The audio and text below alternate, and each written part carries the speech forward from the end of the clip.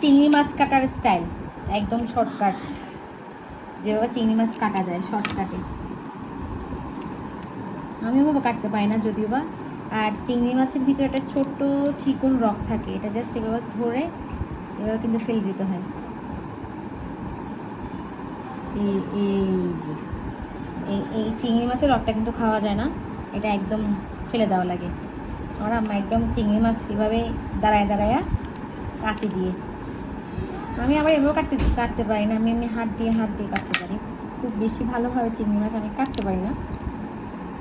আবার দেখাই, এই মাঝখানে একটা রক থাকে, এই রকটা কিন্তু ফেলে দিতে হয়, এটা কিন্তু খাওয়া যায় না। আমরা কিন্তু খাই না এটা সবসময়, আমি তো আমার বুয়াকে দিয়ে ফেলাই, কিন্তু বুয়া তো ফেলাই না। কেমন দেখি ফেলাইছে, এই যে টান দাও, আসে গেছে।